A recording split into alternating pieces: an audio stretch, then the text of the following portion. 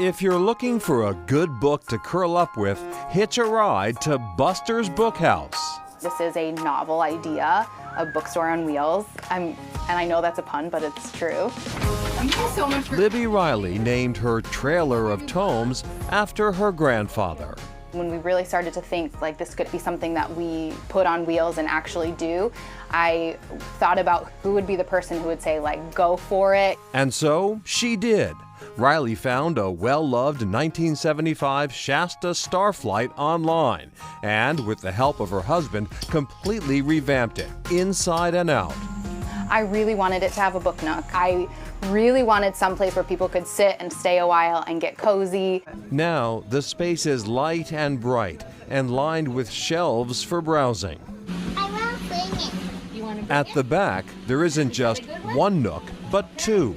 A welcome invitation to readers of all ages. I thought a mobile bookstore that had limited hours would bring the community together, just give people a way to make those connections that otherwise wouldn't happen. A few times a month, Riley pops up shop in southeastern Massachusetts, allowing her to serve multiple towns instead of just one. There's an experience here that you're not going to get on Amazon. Here, prime shelf space is reserved for local authors as well.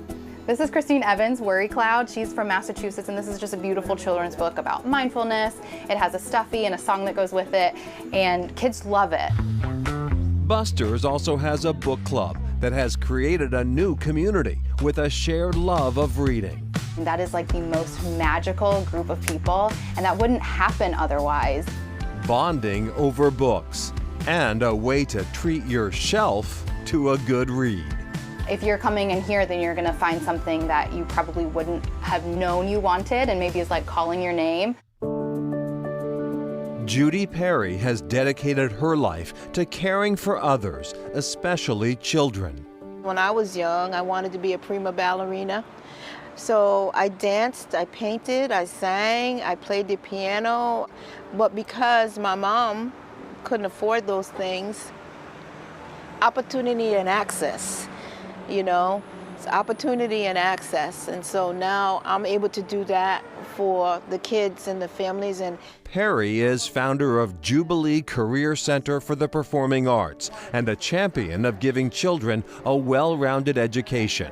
So when she saw the opportunity to take that mission on the road, she took it. At a board meeting, one of my board members says, "Hey, do you want a school bus?" And I'm like, "Yeah, I'll take a school bus," because I'm thinking about transporting the kids. And then when I saw the bus, I was like, oh my gosh. The bus is a mobile classroom outfitted with Wi-Fi and workstations that can adapt to any academic project. There's also heat and air conditioning, so it can be used any time of the year.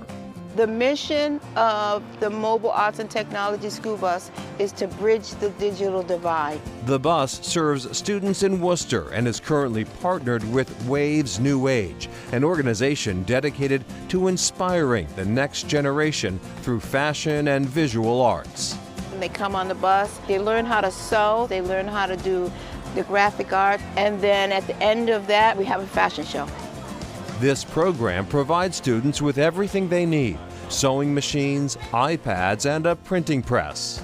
There's a whole world behind just what they're doing on the bus. The goal is to get them inspired, exposed, the art that emerged from those kids. It was just really unbelievable.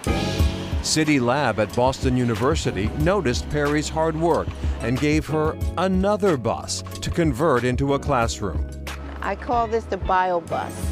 It's a full-fledged laboratory, microwave, refrigerators, running water, monitors, Wi-Fi. We can take the sciences to the kids. Now all Perry needs is someone to run a program here. She's still searching for a science partner to put this bus to good use.